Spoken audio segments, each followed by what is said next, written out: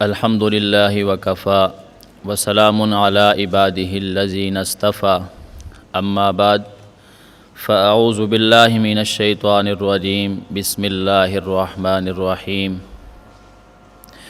والذی بعث فی الامیین رسولا منہم یتلو علیہم آیاتہ ویزکیہم ویعلمہم الکتاب والحکمہ وإن كانوا من قبل لفی ضلال مبین۔ وقال النبی صلی اللہ علیہ وسلم لو كان الایمان عند ثریا لنالہ رجال او رجل من هؤلاء او كما قال صلی اللہ علیہ وسلم اللہم صلی علی محمد وعلی آل محمد كما صلیت علی ابراہیم وعلی آل ابراہیم انک حمید مجید اللہم بارک علی محمد وعلی آل محمد كما بارکت علی ابراہیم وعلی آل ابراہیم انک حمید مجید۔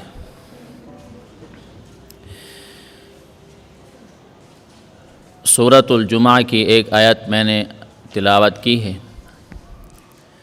ذخیرہ احادیث میں سے ایک حدیث پاک کی بھی تلاوت کی ہے۔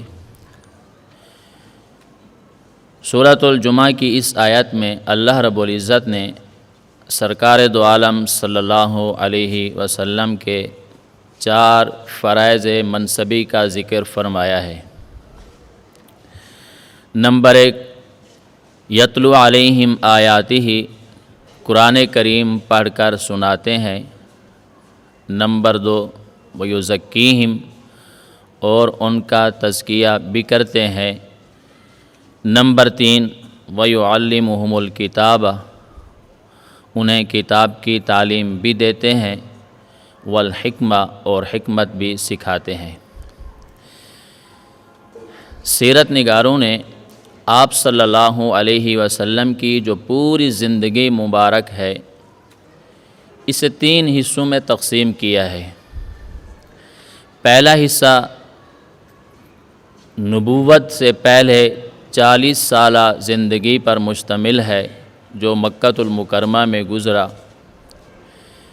دوسرا حصہ 13 سالہ مکی زندگی پر مشتمل ہے، یہ نبوت کے بعد کا ہے۔ تیسرا زمانہ 10 سالہ مدنی زندگی کا ہے اور یہ بھی نبوت کے بعد کا ہے۔ آپ صلی اللہ علیہ وسلم کی یہ جو زندگی 3 حصوں میں تقسیم کی گئی ہے، اس پوری زندگی میں بنیادی طور پر جو آپ صلی اللہ علیہ وسلم سے ہمارے سامنے کام آتے ہیں ان کی تعداد 6 ہے۔ پہلا دور 40 سالہ مکی زندگی پر مشتمل ہے اور نبوت سے پہلے کا دور ہے۔ اس زمانے میں بنیادی طور پر جو 2 چیزیں سامنے آئی ہیں ان میں سے ایک صداقت ہے اور ایک امانت ہے۔ دوسرا دور بھی مکی زندگی کا ہے، 13 سال پر مشتمل ہے اور نبوت کے بعد کا زمانہ ہے۔ اس 13 سالہ مکی زندگی میں بھی آپ صلی اللہ علیہ وسلم سے بنیادی طور پر ہمیں 2 چیزیں ملتی ہیں۔ نمبر 1، عقائد کی تعلیم، نمبر 2، اخلاق کی تعلیم۔ تیسرا اور آخری دور مدنی زندگی کا ہے، نبوت کے بعد کا زمانہ ہے اور 10 سال پر مشتمل ہے۔ اس زمانے میں بھی بنیادی طور پر ہمیں 2 چیزیں نبی علیہ الصلاۃ والسلام سے حاصل ہوتی ہیں۔ نمبر 1، دعوت، نمبر 2، ترغیب۔ تو گویا آپ صلی اللہ علیہ وسلم کی جو پوری 63 برس کی زندگی ہے اس میں بنیادی طور پر ہمیں 6 چیزیں ملتی ہیں۔ نمبر 1، صداقت، نمبر 2، امانت، نمبر 3، عقائد کی تعلیم، نمبر 4، اخلاق کی تعلیم، نمبر 5، دعوت، نمبر 6، ترغیب۔ میں اس پر تفصیلاً بات نہیں کرتا۔ درمیان کا جو 13 سالہ مکی زندگی پر مشتمل ہے اور نبوت کے بعد کا زمانہ ہے، اس زمانے میں آپ صلی اللہ علیہ وسلم نے حضرات صحابہ کرام کو جو بنیادی طور پر دو چیزیں دی ہیں، ان میں سے ایک ہے عقائد کی تعلیم، نمبر دو اخلاق کی تعلیم۔ پتہ یہ چلا کہ عقائد اتنی اہم اور بنیادی چیز ہے کہ جس پر نبی علیہ الصلاۃ والسلام نے بھی اپنے صحابہ کرام کو 13 برس تک عقائد سکھائے اور عقائد کی تعلیم دی۔ اس آیت کریمہ کے اندر اللہ رب العزت نے آپ صلی اللہ علیہ وسلم کے 4 فرائض منصبی کا ذکر فرمایا ہے۔ ان میں سے پہلا فریضہ ہے قرآن کریم کی تلاوت۔ آپ صلی اللہ علیہ وسلم حضرات صحابہ کرام کو قرآن کریم پڑھ کر سناتے تھے۔ نمبر 2 وَيُزَكِّيهِمْ، تزکیہ، اخلاق رذیلہ کا آپ تزکیہ فرماتے تھے۔ کبر، عجب، حسد، بغض، کینہ، ان چیزوں کو صاف کیا حضرات صحابہ کرام سے، اور غلط اور گندے عقائد جو تھے وہ بھی حضرات صحابہ کرام سے آپ صلی اللہ علیہ وسلم نے صاف کر دیے۔ تیسرا فرض منصبی ہے وَيُعَلِّمُهُمُ الْكِتَابَ، اور کتاب کی تعلیم دیتے ہیں۔ یتلو علیہم آیاتہ، یہ تو بالکل واضح اور صاف ہے کہ نبی علیہ الصلاۃ والسلام اپنے صحابہ کرام کو قرآن کریم پڑھ کر سناتے ہیں، تلاوت سناتے ہیں اور قرآن کریم کے الفاظ دیتے ہیں۔ وَيُعَلِّمُهُمُ الْكِتَابَ سے کیا مراد ہے؟ اس سے مراد یہ ہے کہ آپ صلی اللہ علیہ وسلم نے جہاں پر اپنے صحابہ کرام کو قرآن کریم کے الفاظ دیے ہیں تو ساتھ ساتھ وَيُعَلِّمُهُمُ الْكِتَابَ ان الفاظ کے معانی، مطالب اور مفہوم بھی دیے ہیں جنہیں ہم حدیث پاک کہتے ہیں۔ والحکمت، اور چوتھی چیز ہے حکمت، اس سے مراد سنت ہے۔ آپ صلی اللہ علیہ وسلم نے حضرات صحابہ کرام کو سنت کی بھی تعلیم دی ہے۔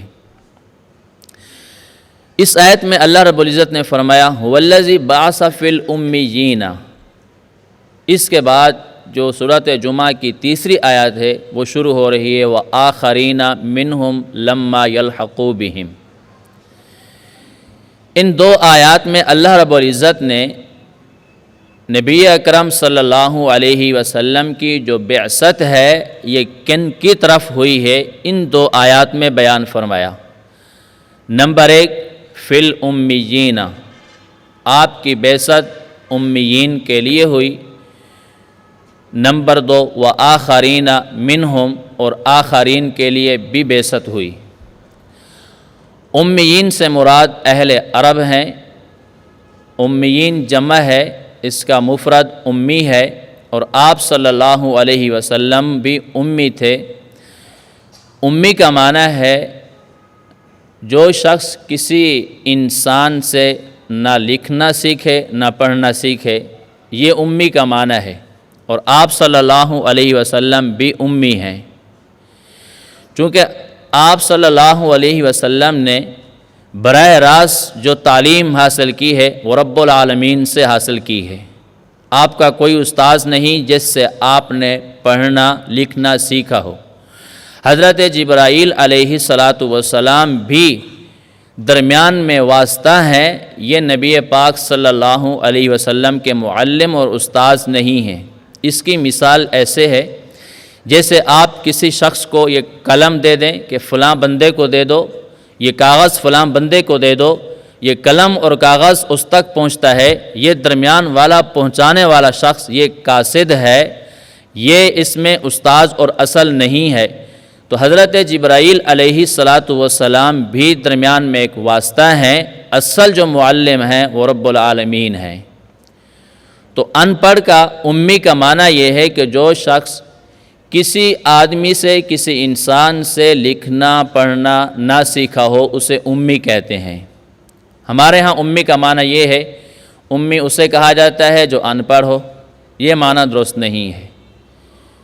آپ صلی اللہ علیہ وسلم کی صفت امی ہے، اور رب العالمین کے بعد کائنات میں اہل سنت والجماعت کے عقیدے کے مطابق سب سے زیادہ جس شخصیت کے پاس علم تھا وہ حضور علیہ الصلاۃ والسلام ہیں۔ اس لیے امی کا معنی کبھی یہ نہ کرنا کہ ان پڑھ، امی کا معنی جو کسی انسان سے لکھنا پڑھنا نہ سیکھا ہو اسے امی کہا جاتا ہے۔ تو آپ صلی اللہ علیہ وسلم کی جو بعثت ہوئی فی الامیین، امیین کے لیے ہوئی۔ نمبر 2 وآخرین منہم، اور آخرین کے لیے بھی ہوئی ہے۔ یہاں پر لفظ ہے فی الامیین، فی آ رہا ہے، اس کا جو فی کا معنی ہے وہ ہے میں، اندر۔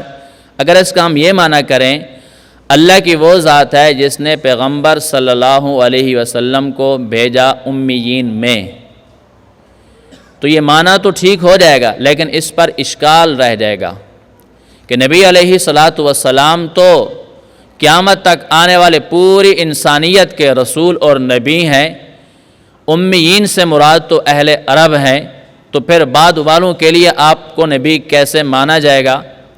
اس لیے ہمارے استاذ محترم متکلم اسلام حضرت مولانا محمد الیاس گھمن صاحب حافظہ اللہ فرماتے ہیں، آپ احباب نے بار بار سنا ہوگا کہ ترجمہ کرنا سیکھو۔ جب ترجمہ ہم صحیح کریں گے تو اس پر ہونے والے جو اشکالات ہیں وہ خود بخود ختم ہو جائیں گے۔ تو یہاں پر جو فی ہے یہ لام کے معنی میں ہے۔ اب اس کا ہم معنی یہ کریں گے کہ اللہ رب العزت نے پیغمبر صلی اللہ علیہ وسلم کو نبی بنا کر بھیجا فی الامیین، امیین کے لیے، وآخرین منہم، اور آخرین کے لیے۔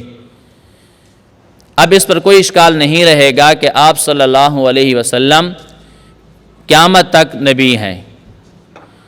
اب یہاں پر فی لام کے معنی میں کیسے ہے؟ ہمارے اکابرین علماء دیوبند نے الحمدللہ دین کی جو خدمت کی ہے وہ بالکل نمایاں اور واضح ہے۔ یہاں پر فی کا لام معنی کرنا آپ بیان القرآن اٹھا کر دیکھیں، حضرت تھانوی رحمہ اللہ نے یہاں پر فی کا لام بمعنی لکھا ہے۔ تو وآخرین منہم، نمبر 1 امیین کے لیے نبی علیہ الصلاۃ والسلام کو مبعوث فرمایا۔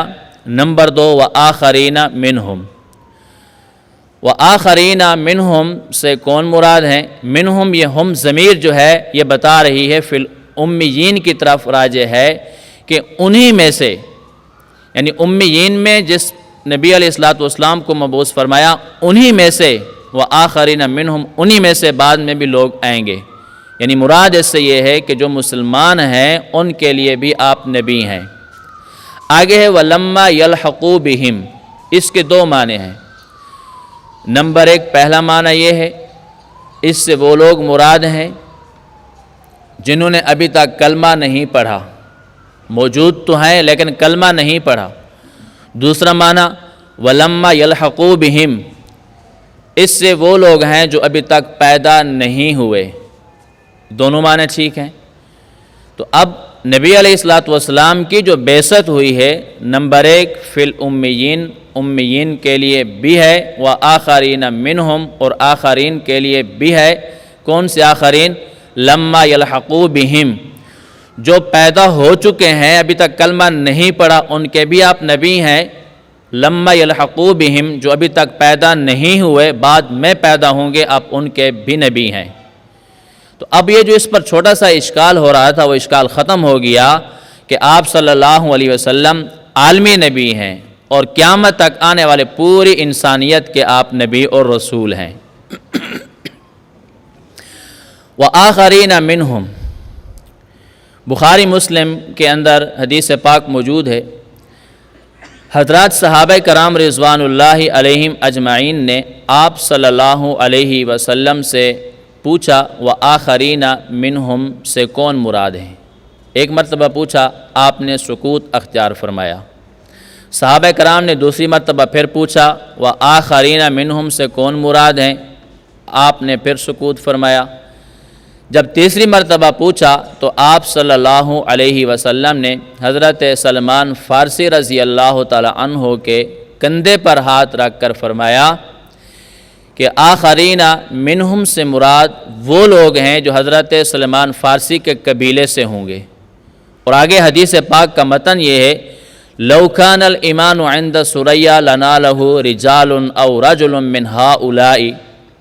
احادیث کے الفاظ مختلف ہیں، ایک حدیث کے اندر لو کان الایمان ہے، ایک حدیث کے اندر لو کان الدین ہے، ایک حدیث کے اندر لو کان العلم ہے، الفاظ مختلف ہیں۔ تو آپ صلی اللہ علیہ وسلم نے وآخرین منہم کی جو تفسیر فرمائی ہے وہ یہ ہے کہ حضرت سلمان فارسی رضی اللہ تعالی عنہ کے کنبے اور قبیلے سے لوگ آئیں گے۔ لو کان الایمان عند ثریا، اگر ایمان ثریا ستارے کے پاس بھی چلا جائے تو یہ وہاں سے بھی حاصل کر کے لائیں گے۔ اب یہ جو حدیث پاک ہے، اس حدیث پاک کے اندر یہ جو اشارہ دیا گیا ہے کہ رجال او رجل من ہؤلاء، اس رجل سے کون مراد ہے؟ بہت سارے محدثین نے اس حدیث کا مصداق حضرت امام اعظم ابو حنیفہ رحمہ اللہ کو بتایا ہے۔ اپنوں نے بھی یہی بتایا اور غیروں نے بھی یہی بتایا کہ اس حدیث کے مصداق حضرت امام اعظم ابو حنیفہ رحمہ اللہ ہیں۔ حضرت امام سیوطی رحمہ اللہ جن کی وفات 911 ہجری میں ہے، انہوں نے کتاب لکھی تبییض الصحیفہ، اس میں فرماتے ہیں اس حدیث پاک کے اندر جس شخصیت کی بشارت دی گئی ہے اس سے مراد حضرت امام اعظم ابو حنیفہ رحمہ اللہ ہیں۔ تو حضرت امام اعظم ابو حنیفہ رحمہ اللہ جس امام کے ہم مقلد ہیں، یہ وہ امام ہیں کہ اگر ایمان ثریا ستارے کے پاس بھی چلا جاتا تو یہ وہاں سے بھی حاصل کر کے لاتے۔ ہم اس امام کے کیا ہیں بھائی؟ مقلد ہیں۔ اب میں آپ احباب کے سامنے اس حدیث پاک کی جو تشریح اور توجیہ ہمارے پیر و مرشد متکلم اسلام حضرت مولانا محمد الیاس گھمن حافظہ اللہ جو فرماتے ہیں، میں آپ کے سامنے اس میں چھوٹے چھوٹے نکات بیان کرتا ہوں۔ پہلی بات یہ ہے، آپ صلی اللہ علیہ وسلم نے فرمایا اصحابی کالنجوم فبأیہم مقتدیتم مہتدیتم، او کما قال صلی اللہ علیہ وسلم، فرمایا کہ میرے جو صحابہ ہیں یہ ستاروں کی مانند ہیں۔ حضور نے صحابہ کو نجوم ہدایت قرار دیا ہے۔ آپ دیکھیں ثریا ستاروں میں سے ایک ستارہ ہے۔ اس حدیث سے پتہ یہ چلتا ہے کہ حضرت امام اعظم ابو حنیفہ رحمہ اللہ اگر ثریا ستارے کے پاس جائیں اور وہاں سے علم، دین اور ایمان حاصل کر کے لے آئیں تو اس حدیث سے اشارہ اس بات کی طرف ہے کہ حضرت امام اعظم ابو حنیفہ رحمہ اللہ وہ شخص ہیں جنہوں نے براہ راست صحابہ کرام سے علم حاصل کرنا ہے۔ اصحابی کالنجوم، صحابہ ستاروں کی مانند ہیں۔ ادھر کیا فرمایا؟ لو کان الایمان عند ثریا، ثریا بھی ایک ستارہ ہے۔ تو پتہ یہ چلا کہ حضرت امام اعظم ابو حنیفہ رحمہ اللہ یہ وہ امام ہیں جنہوں نے براہ راست حضرات صحابہ کرام سے علم کو حاصل کرنا ہے، نبی علیہ السلام کی حدیث کو حاصل کرنا ہے۔ تو اس حدیث پاک سے پتہ یہ چلا کہ حضرت امام اعظم ابو حنیفہ رحمہ اللہ تابعی بھی ہیں۔ ایک اعتراض حضرت امام صاحب کی شخصیت پر یہ ہوتا ہے کہ آپ تابعی نہیں ہیں، تو اس حدیث سے پتہ یہ چلتا کہ لو کان الایمان عند ثریا، ثریا ایک ستارہ ہے اور مراد صحابہ کرام سے جو شخص براہ راست علم حاصل کرتا ہے وہ تابعی ہوتا ہے۔ تو اس حدیث سے آپ کا تابعی ہونا بھی ثابت ہو جاتا ہے۔ بات سمجھ آ رہی ہے؟ نمبر 2، آپ صلی اللہ علیہ وسلم جو دین لائے ہیں یہ آپ کا دین پورے عرب اور عجم کے لیے ہے۔ آپ کی بعثت ہو رہی ہے عرب کے اندر، لیکن آپ کا جو دین ہے یہ پورے عرب اور عجم کے لیے ہے۔ اب آپ صلی اللہ علیہ وسلم اہل عرب کے اندر رہے، اپنی عمر مبارک پوری کر کے دنیا سے تشریف لے گئے۔ اب یہ آپ کا جو دین ہے یہ عرب سے عجم کی طرف کیسے پہنچے گا؟ تو اس کے لیے ایک ایسے شخص کی ضرورت تھی جو عجمی زبان کا ہو اور عربی بھی جانتا ہو۔ عرب سے علم حاصل کرے اور عجم تک پہنچائے، اور ایسا شخص حضرت امام اعظم ابو حنیفہ رحمہ اللہ ہیں۔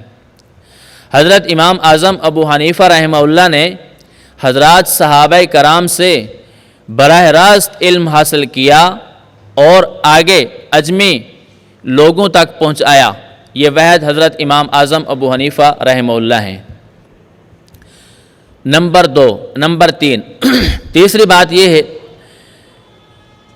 کہ ہمیں ایک ایسے شخص کی ضرورت تھی جو شخص عرب اور عجم کے درمیان میں ہو، عرب سے علم حاصل کرے اور عجم تک پہنچاتا رہے۔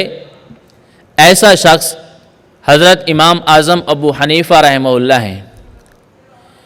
اس وقت دنیا کے اندر جن ائمہ کی بالاجماع اتباع اور تقلید کی جا رہی ہے وہ 4 ہیں۔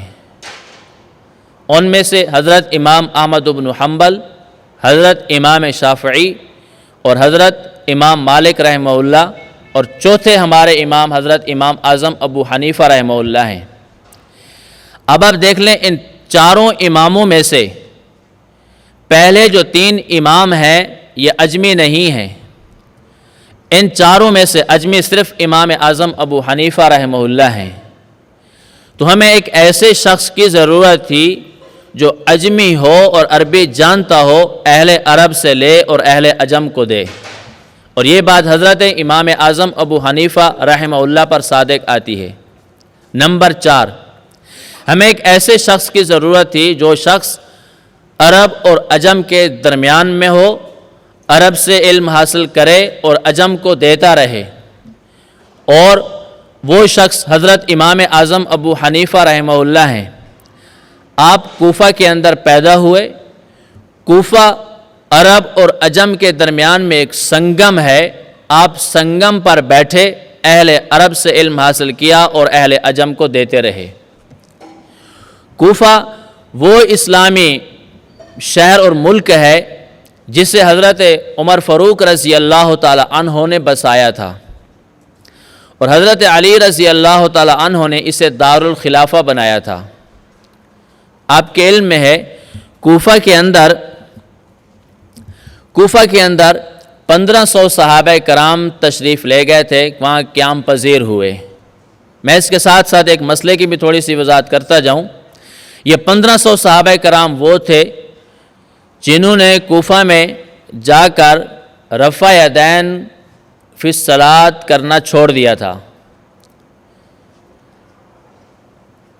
حضرت امام محمد رحمہ اللہ نے ایک کتاب لکھی، اس کا حاشیہ لکھا علامہ عبدالحی لکھنوی صاحب رحمہ اللہ نے۔ علامہ عبدالحی لکھنوی صاحب رحمہ اللہ فرماتے ہیں کہ کوفہ وہ اسلامی شہر ہے کہ جس کے اندر رہنے والا ایک باشندہ بھی رفع یدین نہیں کرتا تھا۔ اس کے اندر ترک رفع یدین کے سارے قائلین تھے۔ اب سوال یہ ہے، کچھ لوگ کہتے ہیں کہ اگر ہم رفع یدین کریں تو ہمارا رفع یدین بقول تمہارے ٹھیک نہیں ہے، اگر امام شافعی رحمہ اللہ رفع یدین شفافے کر لیں تو ان کا رفع یدین ٹھیک کیوں ہے؟ اعتراض سمجھ میں آیا؟ ہم نے کہا بات ایسے ہی ہے، امام شافعی اور شوافی المسلک اور حنبلیہ اگر رفع یدین کریں ان کا رفع یدین کرنا ٹھیک ہے اور سنت کے مطابق ہے، اور آپ لوگوں کا رفع یدین کرنا یہ ٹھیک نہیں، یہ خلاف سنت ہے۔ کیوں؟ رفع یدین کا جو مسئلہ ہے یہ فقہ کا مسئلہ ہے اور فیصلہ فقہا کا ہے۔ اصول یہ ہے کہ اللہ کے نبی صلی اللہ علیہ وسلم سے اگر 2 طرح کی احادیث ہوں، ایک حدیث میں کرنے کا ذکر ہو اور ایک میں نفی ہو، دونوں احادیث آپ چھوڑ کر چلے جائیں یا آپ ان میں سے کسی ایک کام کا فیصلہ فرما کر جائیں۔ اگر آپ ایک کام کا فیصلہ فرما کر جائیں تو ہم کہتے ہیں یہ مسئلہ حدیث کا ہے اور فیصلہ اللہ کے نبی کا ہے۔ اگر آپ دونوں طرح کی احادیث چھوڑ کر جائیں اور فیصلہ نہ کر کے جائیں تو ہم کہتے ہیں یہ مسئلہ فقہ کا ہے اور فیصلہ فقہا کا ہے۔ پہلے کی مثال کہ آپ صلی اللہ علیہ وسلم خود فیصلہ فرما کر جائیں، اس کی مثال کنت نہیتکم عن زیارت القبور فزوروہا، حضور نے فرمایا کہ پہلے میں نے تمہیں منع کیا تھا قبرستان جانے سے، اب قبرستان جایا کرو، یہ حضور کا فیصلہ آ گیا ہے۔ نمبر 2 حضور چلے جائیں اور فیصلہ نہ فرمائیں، اس کی مثال یہ رفع دین اور ترک رفع دین کی ہے۔ احادیث دونوں طرح کی ہیں، اس بات کی بھی ہیں اور نفی کی بھی ہیں۔ حضور پاک صلی اللہ علیہ وسلم نے فیصلہ نہیں فرمایا، آپ چلے گئے، اب آپ کے بعد اس امت کے فقہا نے اس کا فیصلہ فرمانا ہے۔ فقہا میں سے 2 بڑے امام اعظم ابو حنیفہ رحمہ اللہ، امام مالک رحمہ اللہ نے یہ فیصلہ فرمایا کہ اب رفع دین جو ہے یہ متروک ہے اور منسوخ ہے۔ چھوٹے جو 2 امام ہیں، امام شافعی، امام احمد بن حنبل، وہ فرماتے ہیں کہ رفع دین اب بھی معمول بہا ہے۔ تو یہ فیصلہ کس کا ہے بھائی؟ فقہا کا ہے، اور مسئلہ کس کا ہے؟ فقہ کا ہے۔ مسئلہ کس کا ہے بھی؟ یہ فقہ کا ہے۔ بات سمجھ آئی؟ اب اس پر بات یہ ہے کہ شوافع اگر رفع دین کریں تو ان کا رفع دین ٹھیک کیسے ہے اور ہم کریں تو ہمارا غلط کیسے ہے؟ نمبر 2، آپ کہتے ہو کہ رفع دین منسوخ ہے، اگر شوافع اس منسوخ پر عمل کریں تو ان کو منسوخ پر عمل کرنے سے اجر کیوں ملتا ہے؟ پہلی بات، ہم کہتے ہیں شوافع، امام شافعی رحمہ اللہ یہ مجتہد ہیں اور مجتہد مطلق ہیں۔ آپ اس اجتہاد کے فن کے اندر ماہر ہیں، اور دنیا کا بھی اصول ہے جب کوئی بندہ کسی فن کے اندر ماہر ہو تو اس کی بات کا اعتبار کیا جاتا ہے۔ تو حضرت امام شافعی رحمہ اللہ اس فن کے اندر ماہر ہیں، اس وجہ سے ان کی بات شوافع مان لیتے ہیں۔ آپ لوگ اس فن کے ماہر نہیں ہو، آپ اجتہاد کے درجے پر فیض نہیں، اس لیے آپ کا اجتہاد کرنا اور رفع دین کرنا یہ ٹھیک نہیں، یہ غلط ہے۔ نمبر 2، اعتراض یہ ہوتا ہے کہ آپ کہتے ہو کہ رفع دین منسوخ ہے، منسوخ پر عمل کرنے سے تو اجر نہیں ملتا، تو پھر شوافوں کو کیسے اجر مل رہا ہے؟ اس کا جواب یہ ہے کہ منسوخ کی 2 قسمیں ہیں۔ نمبر 1 منسوخ منسوس، نمبر 2 منسوخ اجتہادی۔ اگر منسوخ منسوس ہو، اس پر کوئی بندہ عمل کرے تو عمل کرنے پر اجر نہیں ملتا۔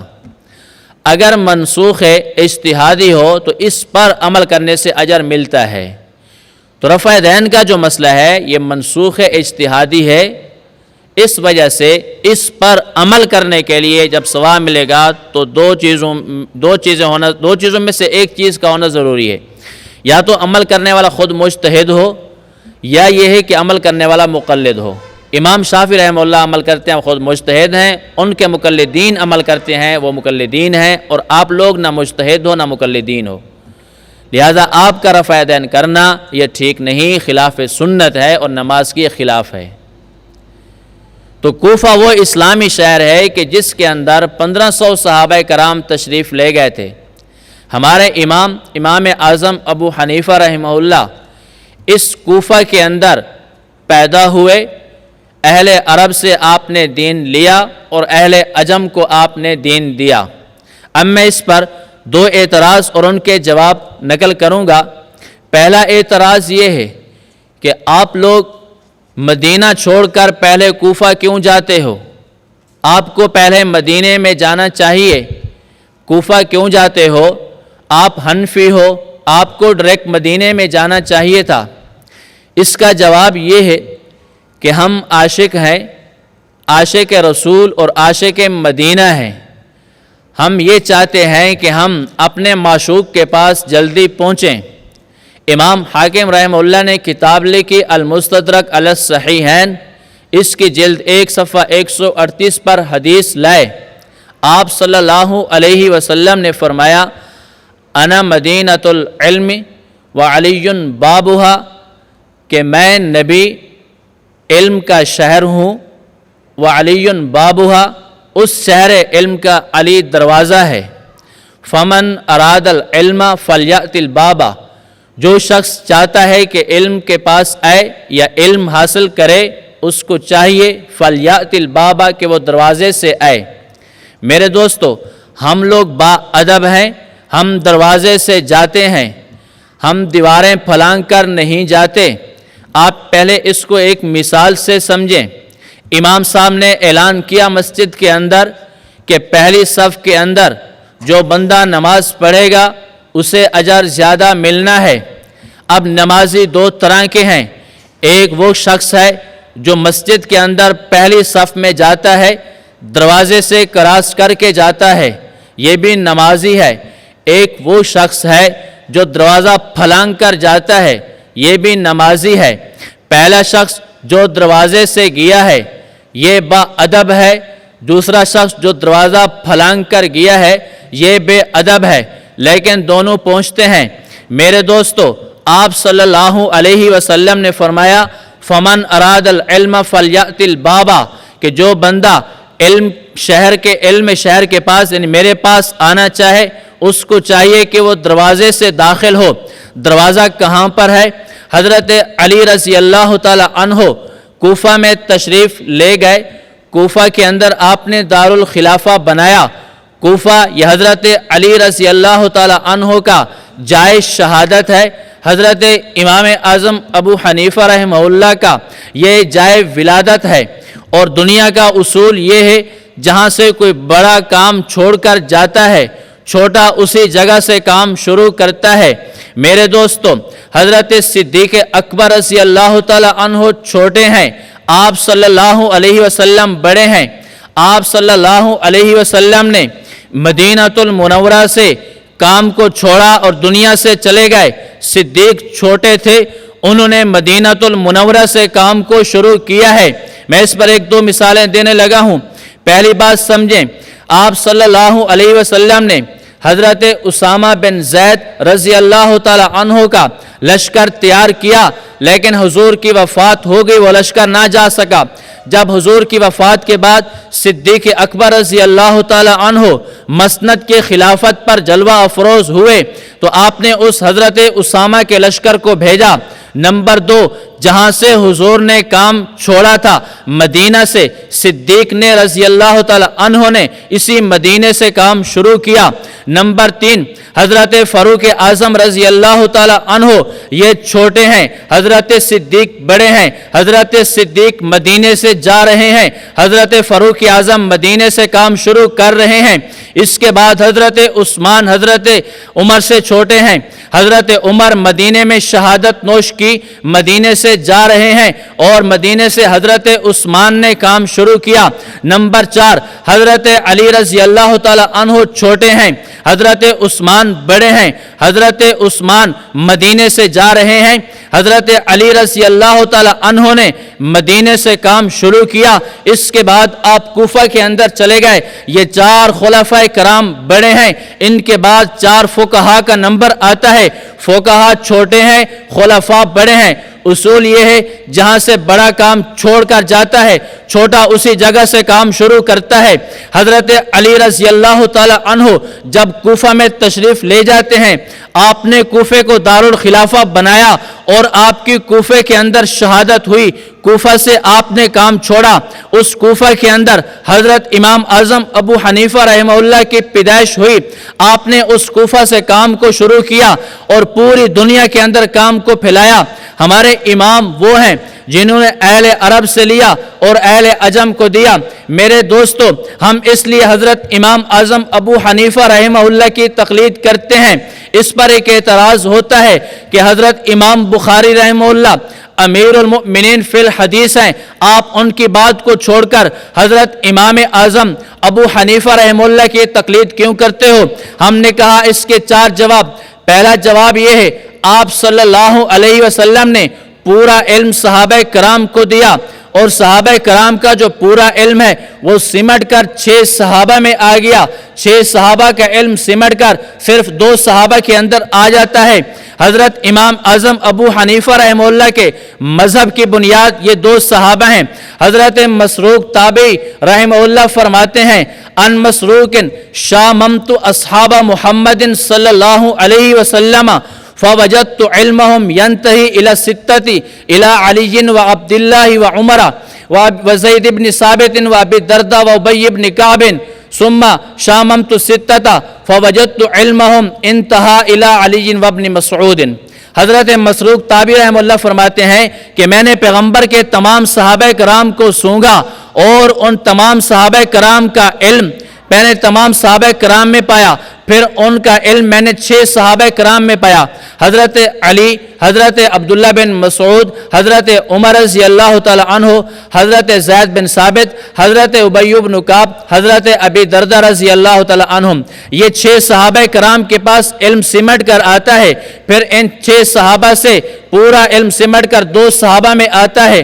نمبر 1 حضرت علی رضی اللہ تعالی عنہ، نمبر 2 حضرت عبداللہ بن مسعود رضی اللہ تعالی عنہ۔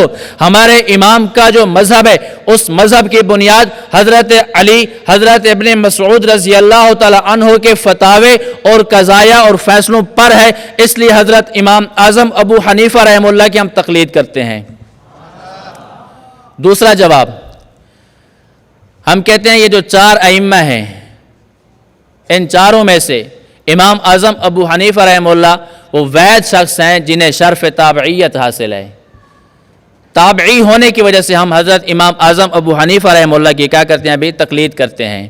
نمبر 3 حضرت امام اعظم ابو حنیفہ رحمہ اللہ کی جو فقہ ہے یہ شرعی فقہ ہے۔ حضرت امام اعظم ابو حنیفہ رحمہ اللہ نے اپنے 1000 شاگردوں میں سے 40 حضرات کی شورا اور کمیٹی بنی تھی جو بڑے بڑے محدثین اور فقہا تھے۔ یہ بڑے بڑے محدثین اور فقہا نے فقہ حنفی کو ترتیب دیا اور اس کو لکھا۔ طریقہ یہ ہوتا تھا کہ جب کوئی مسئلہ سامنے آتا اس پر اجتہاد کرتے تو بڑے بڑے یہ فقہا اور محدثین بیٹھ کر اس پر بحث کرتے، آخر میں حضرت امام اعظم ابو حنیفہ رحمہ اللہ تقریر فرماتے، تمام حضرات خاموشی کے ساتھ سنتے۔ جب مسئلہ مکمل ہوتا حضرت قاضی ابو یوسف رحمہ اللہ اس مسئلے کو لکھ لیتے تھے۔ تو آپ کی جو فقہ ہے یہ شرعی فقہ ہے، اس وجہ سے ہم حضرت امام اعظم ابو حنیفہ رحمہ اللہ کی تقلید کرتے ہیں۔ بات سمجھی؟ نمبر 3 تیسری بات یہ ہے کہ ہم حضرت امام اعظم ابو حنیفہ رحمہ اللہ کی تقلید اس وجہ سے کرتے ہیں کہ آپ کا جو مذہب ہے اصولاً اور فروعاً یہ مدون ہو کر ہم تک پہنچا ہے، اس لیے ہم حضرت امام اعظم ابو حنیفہ رحمہ اللہ کی کیا کرتے ہیں؟ بھی تقلید کرتے ہیں۔ ہمارے امام وہ ہیں جنہوں نے آخری زندگی کے 4 سال جیل میں گزارے ہیں اور آپ کا جیل سے جنازہ نکلا ہے۔ حضرت امام ابو یوسف رحمہ اللہ، آپ جانتے ہیں کہ یہ امت کے سب سے پہلے چیف جسٹس ہیں۔ حضرت امام ابو یوسف رحمہ اللہ نے حضرت امام اعظم ابو حنیفہ رحمہ اللہ کے سبق کو اتنا لازم پکڑا، آپ کے صاحبزادے بیٹے کا انتقال ہوا، آپ اس کے جنازے پر بھی نہیں گئے، صرف اس وجہ سے کہ کہیں میرے استاد کا مجھ سے سبق نہ رہ جائے، اتنے سبق کو ترجیح دی۔ اور حضرت امام ابو یوسف رحمہ اللہ آپ چھوٹے تھے، بچپن میں ان کے والد محترم کا انتقال ہو گیا، یتیم ہو گئے۔ والدہ ان کو مزدوری پر بھیجتی تھی، یہ گھر سے نکلتے اور حضرت امام اعظم ابو حنیفہ رحمہ اللہ کی مجلس میں آ کر بیٹھ جاتے تھے۔ والدہ آتی، پیچھے ناراض ہوتی، اٹھا کے لے جاتی۔ حضرت امام اعظم ابو حنیفہ رحمہ اللہ اپنی فراست سے سمجھ گیا کہ یہ بچہ بہت لائق ہے۔ حضرت امام اعظم ابو حنیفہ رحمہ اللہ نے فرمایا کہ آپ اس کو میرے درس میں چھوڑ دیں، جتنی مزدوری کرتا ہے 2 درہم غالباً، تو میں وہ 2 درہم بھجوا دیا کروں گا۔ عورت نے کہا مولانا صاحب آپ مولوی ہو، بعد میں کیا کرو گے، کتنا کماؤ گے، کتنا کھاؤ گے، یتیم بچہ ہے، میں چاہتی ہوں کہ ہنر سیکھ لے اور کوئی کام سیکھ لے تاکہ بعد میں اپنا روزگار بنا سکے۔ حضرت امام اعظم ابو حنیفہ رحمہ اللہ نے فرمایا ایک وقت آئے گا کہ یہ شخص پستے کا فالودہ کھائے گا۔ یہ بات ہوگی، وقت چلا گیا۔ ایک وقت ایسا آیا کہ حضرت امام ابو یوسف رحمہ اللہ ہارون اور رشید جو خلیفہ بادشاہ تھے ان کی مجلس میں وہاں پر بیٹھے تھے، ان کے گھر سے پستے کا ایک خاص فلودہ بن کر آیا اور یہ بادشاہ ہی کھاتے ہیں، عام لوگ نہیں کھایا کرتے۔ تو حضرت ہارون اور رشید نے حضرت امام ابو یوسف رحمہ اللہ سے فرمایا کہ آپ یہ فلودہ کھا لیں۔ اب وہ تعجب سے دیکھ بھی رہے ہیں اور سوچ بھی رہے ہیں، فرمایا کہ کس بات کا تعجب ہے؟ حضرت امام ابو یوسف رحمہ اللہ کی آنکھوں سے آنسو آ گئے اور فرمایا کہ میرے امام نے، میرے استاد نے مجھے یہ فرمایا تھا کہ ایک وقت آئے گا تو آپ پستے کا فلودہ کھاؤ گے، اس لیے فرمایا کہ میری آنکھوں سے آنسو بھی آ رہے ہیں اور مجھے تعجب ہو رہا ہے۔ تو دیکھو جب بندہ استاذوں کی صحبت اس طرح اختیار کرتا ہے تو پھر اللہ پاک اتنے بڑے مقام اور مرتبے پر لے جاتے ہیں۔ تو امت کے پہلے آپ چیف جسٹس بھی ہیں، اس لیے آپ سے گزارش ہے کہ آپ بھی اپنے اساتذہ کرام کے پاس زیادہ سے زیادہ رہیں، اور خصوصاً ایسی شخصیات جب موجود ہوں تو ہمیں انہیں زیادہ ٹائم دینا چاہیے تاکہ ہم ان سے مکمل استفادہ حاصل کر سکیں۔ آپ اس کی کوشش فرمائیں گے نا بھئی؟ اللہ پاک عمل کرنے کی توفیق عطا فرمائے۔ وآخر دعوانا ان الحمدللہ رب العالمین۔